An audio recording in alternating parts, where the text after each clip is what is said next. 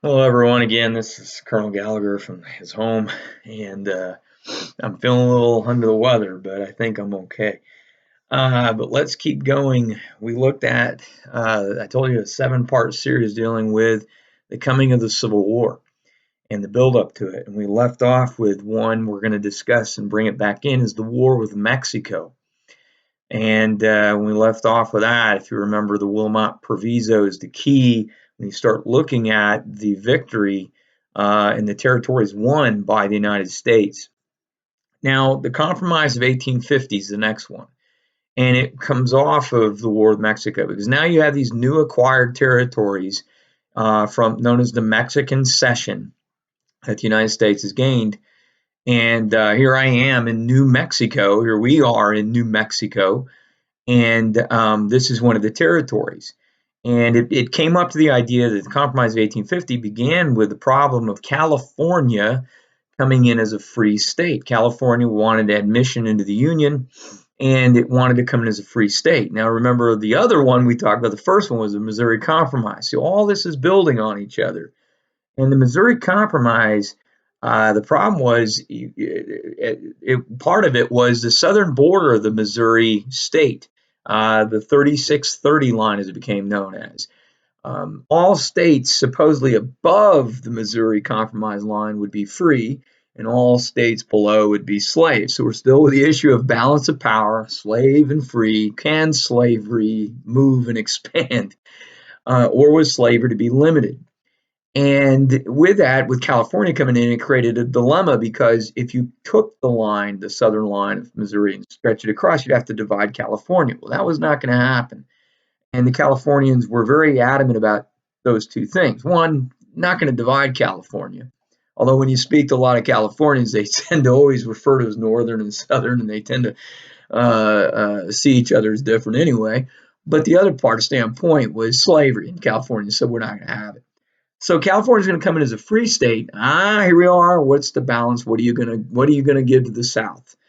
The Compromise of 1850 then became a very complex formula created really by the great compromiser himself in a way, Henry Clay, who presented it as a singular unit, what we call an omnibus, a massive amount of bills all crammed together, and it had 5 points to it, but we're not worried about every point.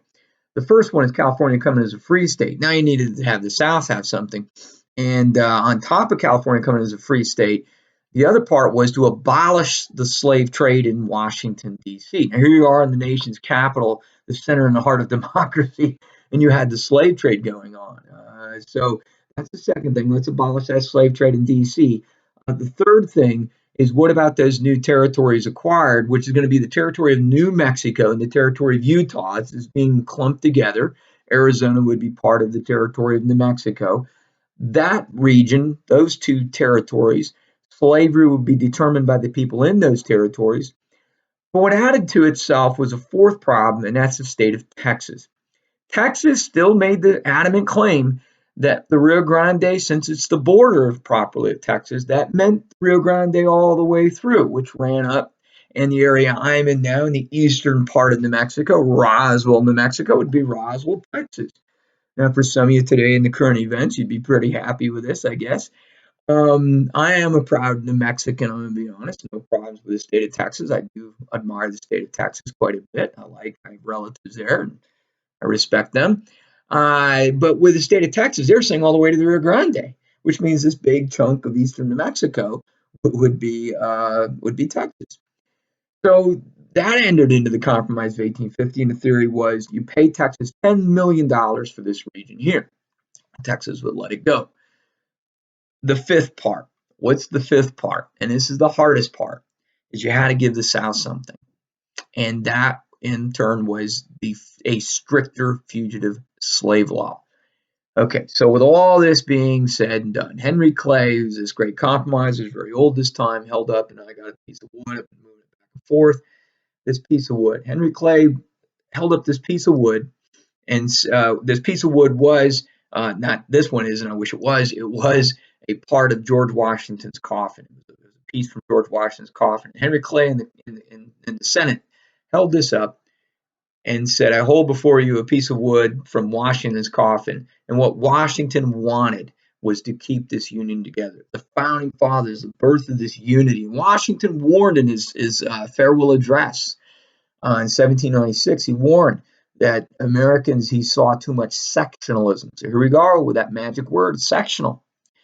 And the North and the South, with this, the hope to keep the unity was the goal of the Compromise of 1850. It's going to fail. And it failed in this sense. Clay couldn't get it through. Now, a young man named Stephen Douglas, who became very important later on, Stephen Douglas got it through.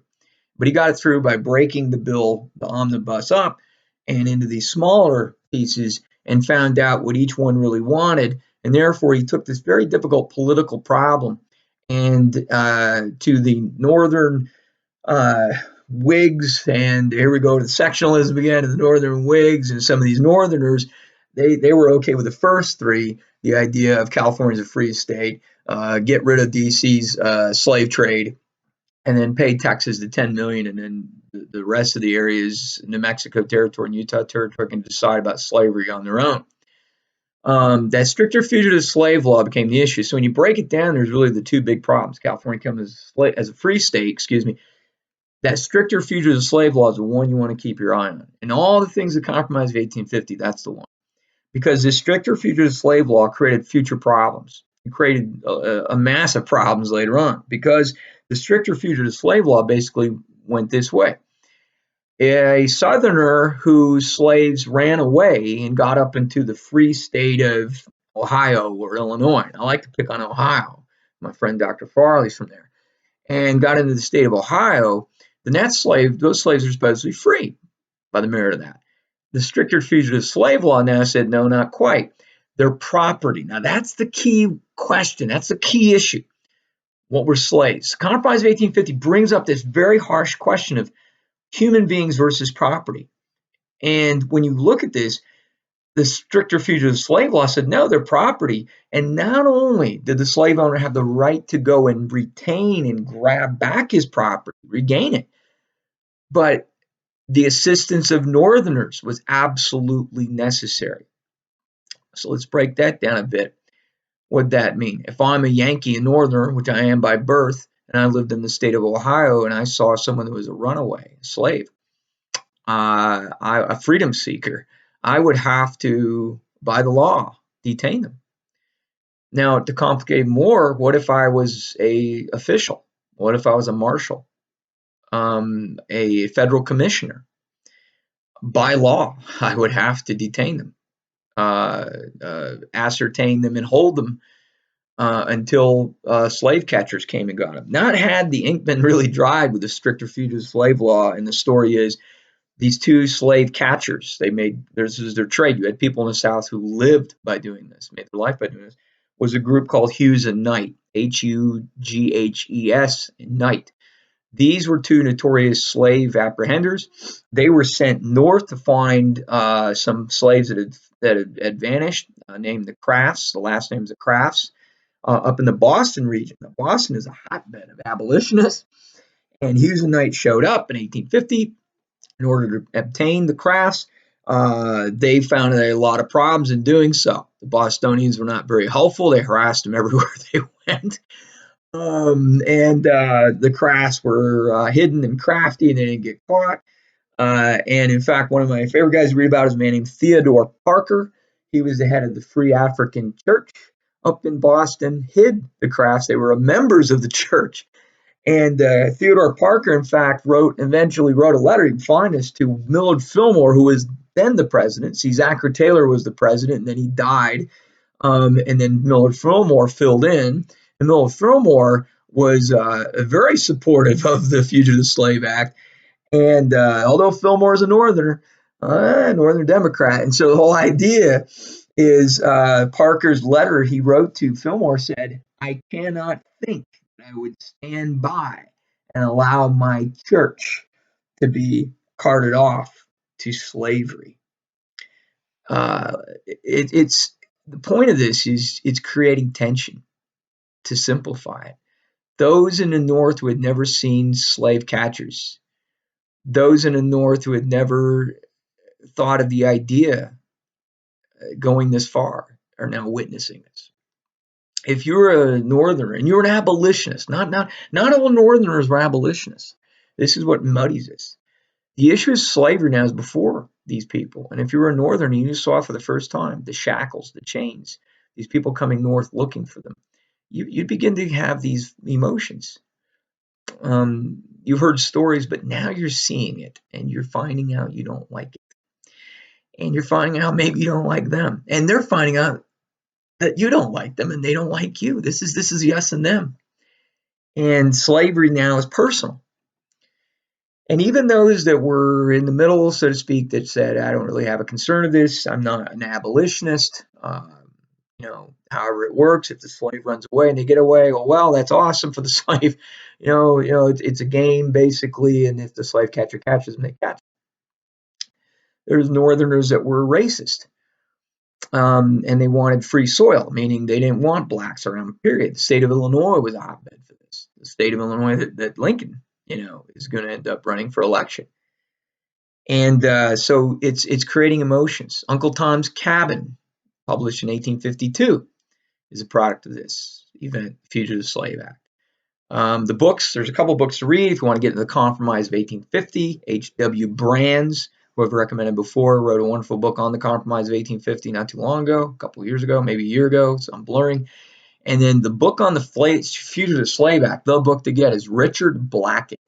He was a wonderful professor out of Vanderbilt University, wrote one called The Captive's Quest, just recently came out. It's excellent.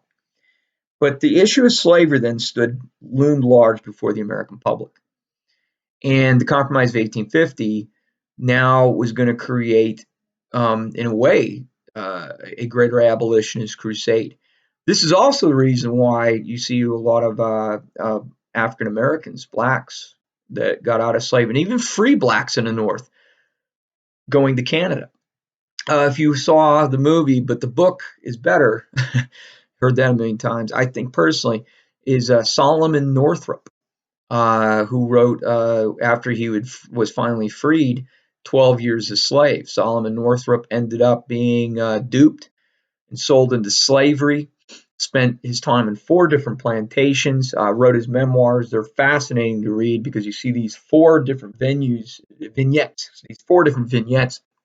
Slavery in the South, from the very large plantation slave system that he served on Master Epps' plantation, as he called Master Epps in Mississippi, down to where he had a more familial feel in some cases. But 12 Years a Slave is a profound book. These are all products of this. These are all products that kept throwing into the American center that you must discuss slavery. Either it was right or it was wrong.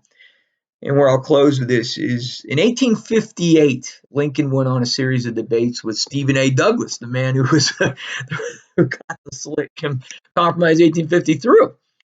And one of the great speeches that Lincoln gave at the Galesburg in 1858, in Galesburg, Illinois, started in line with, he said, that is the real issue. And what he meant by that real issue was whether slavery was correct, whether blacks were people, in other words, whether the Declaration of Independence applied to blacks. All men created equal, right? Lincoln said that is the real issue. This is what the whole debate is about, he argued, not only with Douglas, but between the Americans. He says that is the real issue, that there were these 2 principles, and only one could be correct, he was saying. The right and the wrong, he would say, the common right of humanity, and the other the right of kings. And he went on to say, you work and toil and eat and earn your bread. And he said, but I will eat it. And he was referring to slavery. That how could a slave have the freedom, the right to labor, but did not have the right to earn the bread that they had labored for, that someone else ate it? He said, that is the real tyranny. Same thing, if I work and you work, and what we earn and I earn is ours. That is a great hallmark of the American idea. It's the American dream, for heaven's sakes, never to be taken away. If it is and ever was, then you go to slavery. That's what the American Revolution was about. Those who fought the American Revolution were very clear about it. that if I was a member of the American Revolution on the American patriotic side and I lost, it was not for myself only, it was for my posterity, the people beyond me, that these principles weren't true, that the principles of a tyrannical king was correct. Then what was the difference between a slave and a free man? That Lincoln summarized it. Lincoln, by the way, supported the Fugitive Slave Act because it was constitutionally set, because it was legal. Although he argues in this, it wasn't moral. This is the American identity. We still argue it today. You have to choose. You can't sit in the middle on that. This is what the Compromise of 1850 was doing. It was pushing people into making these decisions. Slavery, legally right or wrong, you have to look at the Constitution. It would require a constitutional answer. We eventually would have it in stages, I would argue, in stages. Through a military necessity to end slavery during the Civil War, Lincoln's Emancipation Proclamation, be very careful with it, read it very cautiously. But the last and the most grandiose thing, the 13th Amendment. Yes, Mr. Kanye West, 13th Amendment is very important, and it should be in the Constitution. If I haven't made it clear, I am a Yankee and very anti-slavery. Think on that. Slave or not. What is in the middle? Human or property? The Compromise of 1850 showed that liberty and property were in complete conflict with each other. That's the essence of it. If somebody says what's conflict, that's it. Stephen Douglas and the rest that compromised is compromising for political gain, political principles. They kicked the can down the road, as my famous mentor Colonel Hitchcock said, who I love tremendously. We'll miss him tremendously. I'm going to get emotional. They compromised over something that was, as Lincoln said, and he recognized the principles of the United States. Now, Lincoln was not an abolitionist, but Lincoln recognized the hypocrisy clearly, but only legally could it be done. Legally, it cannot be done by an individual. Lincoln's not a king. He's a president. He recognizes. Lincoln couldn't get rid of slavery if he wanted to. It would take a constitutional design. It would take the people. It is clearly a people's contest, he said. Gettysburg Address. It is of the people, by the people, for the people. How has that ever changed? And it never should. While they tried to compromise, the ineptitude you can argue, but in the sense, the forces at work. It was up to the people to decide. By the way, the other thing underlying Compromise of 1850, you get into it, there was a monetary issue. If you were a federal commissioner, you would receive $5 if you saw in favor of the runaway. But if you saw in the favor of the white from the South, you got $10. Bribe? Oh, you decide. Out of that, in the state of Ohio, in a lot of the northern cases, of the 343 cases that came before federal commissioners, 332 ended up being recaptured. We are materialistic people, as Madonna said. I'm a materialistic boy, and this is a materialistic world, right? You know, what is it odds? What are the value of the principles? $10, $5? You decide.